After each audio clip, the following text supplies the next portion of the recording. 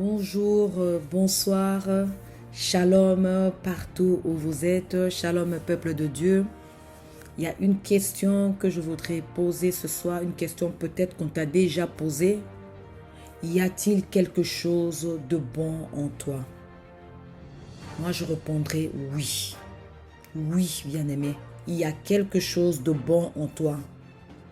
C'est vrai qu'on te considère comme petit. On te voit comme un moins important et insignifiant, soit au travail, dans la famille, auprès des amis et même dans l'église où tu es supposé trouver l'amour.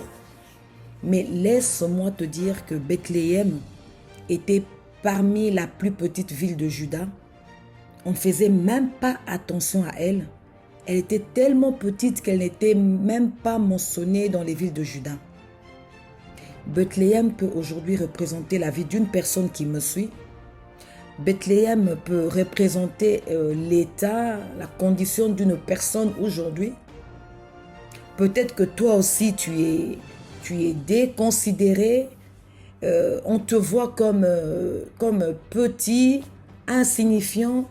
Tu es ignoré, méprisé. Tu es peut-être rejeté, sans importance. Les préjugés des autres t'ont déjà aveuglé. Pourquoi? Parce que sans cesse, on te répète, en toi peut-il sortir quelque chose de bon? Mais moi, je voudrais te rassurer que oui. Oui, bien-aimé, tu as quelque chose de bon en toi. Tu y as de l'importance. Tu y as de l'importance. Et même l'Ecclésiaste dit, un chien vivant vaut mieux qu'un lion mort.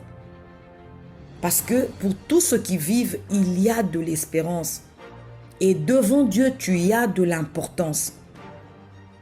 Il faudrait savoir que toutes les épreuves que tu vis vont te faire grandir. Peut-être aujourd'hui, demain ou dans quelques jours, Dieu seul sait. Mais une chose est vraie, que quand tu auras pris conscience que tu n'es pas la petite ville déconsidérée, quand tu auras pris conscience que tu n'es pas cette personne sans importance, quand tu auras pris conscience que tu n'es pas ce que les autres pensent que tu es, tu vas faire de tes épreuves, tu vas faire de tes rejets, de ta solitude, une opportunité de cheminer, une opportunité de te développer, de grandir et même de contribuer à aider le monde autour de toi.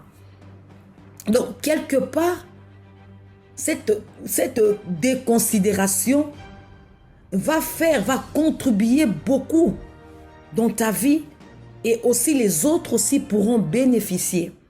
Donc, l'Éternel ne considère pas ce que l'homme considère. La façon de voir de Dieu est différente de la façon des hommes. L'homme regarde à ceux qui frappent les yeux. Mais tandis que l'Éternel, lui, regarde au cœur. Et c'est pourquoi je suis venu te fortifier. Non, non, tu n'es pas moindre. Non, tu n'es pas moins important, c'est faux. Il faudrait enlever ça de ta tête, c'est faux. Tu n'es pas ce que les autres pensent que tu es, non.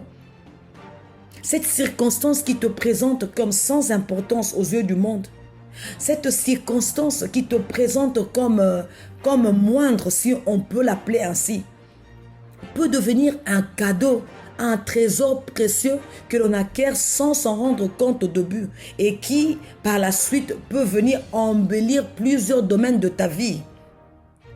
Donc la preuve aujourd'hui, Bethléem est connue pour être la ville de naissance de Jésus.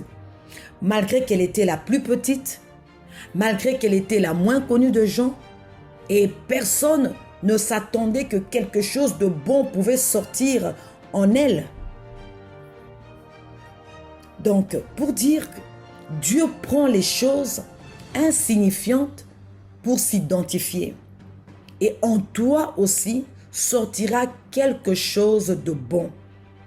Et comme Bethléem, malgré qu'elle était la plus petite, malgré qu'elle était méconnue, malgré qu'elle n'attirait pas l'attention des gens, malgré que tout le monde pouvait dire qu'il n'y a rien de bon qui peut sortir en elle.